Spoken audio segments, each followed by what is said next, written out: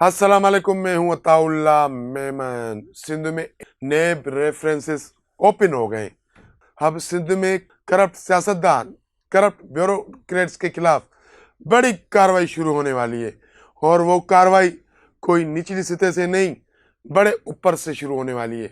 ये असल माजरा क्या है, ये सब कुछ आज मैं आपको बताऊंगा।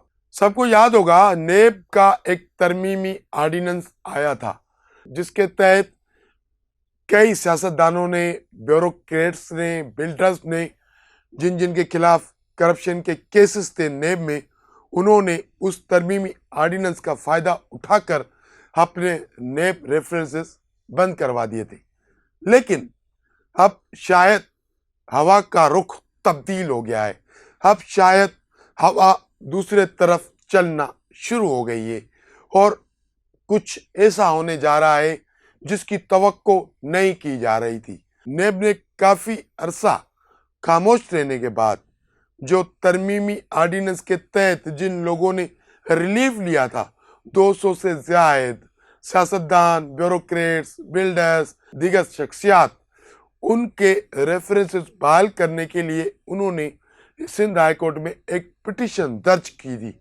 तो जब पिटीशन दर्ज की थी तो उसकी समाअतें चल रही थी, लेकिन आखिरकार नेब को भी इंसाफ मिल गया, और सिंध हाई कोर्ट ने एक बड़ा हुक्म जारी कर दिया है, जिसके तहत सिंध के कई बड़े बड़े सियासतदान, कई बड़े बड़े ब्यूरोक्रेट्स, जिसमें कुछ मौजूद हैं, कुछ साबिक हैं, और कई दीगर अहम शख्सियात, जिनमें बिल्डर्स भी शामिल है, नेब रेफरेंसेस जो एंटी करप्शन या दीगर इदारों को मुंतकिल कर दिए गए थे, वो सब कौमी एहसाब ब्यूरो नेब को वापस कर दिए गए। अब उन सारे नेब रेफरेंसेस की कार्रवाई एहसाब अदालतों में चलेगी।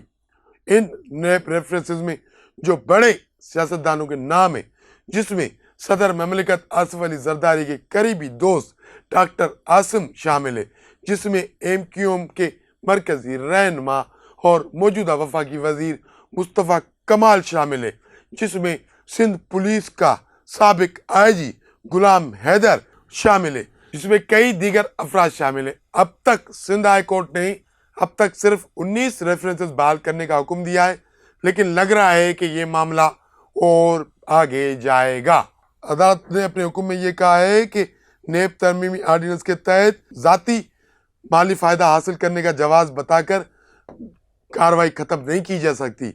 ये सारे नेब रेफरेंसेस बहाल होंगे, और अब इनकी कार्रवाई कौमी एहसाब ब्यूरो की अदालतों में चलेगी। कुछ दिन हुए हैं, सिंध में नेब एक्टिव हो गया है। गुज़िश्ता रोज़ लाड़काना में एक यानी के पीपल्स पार्टी के मरकजी रहनुमा, बाअसर MPA और बाअसर सियासी शख्सियत के साथी के मुबैना फ्रंटमैन सरकारी ठेकेदार नजमुद्दीन चांडो को भी नोटिस जारी किया गया है, उनको तलब किया गया है।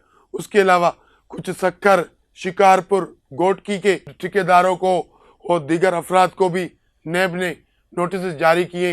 अब नेब सिंध में कुछ ज़्यादा ही सरगर्म हो गया है।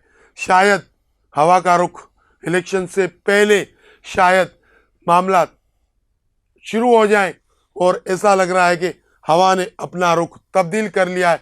जिस तरह सिंध हाई कोर्ट का हुक्म आया है 19 रेफरेंसेस बहाल करने का, और जिस तरह नेब मुख्तलिफ अजला में नोटिस जारी कर रही है, तो ऐसा लग रहा है कि सिंध में कुछ होगा। इलेक्शन से पहले ये सब कुछ होगा, ताकि मामला सेट किए जाएं और इलेक्शन के लिए माहौल बनाया जाए, और जिनको लाना है उनको लाया जाए, जिनको बिठाना है उनको बिठाया जाए।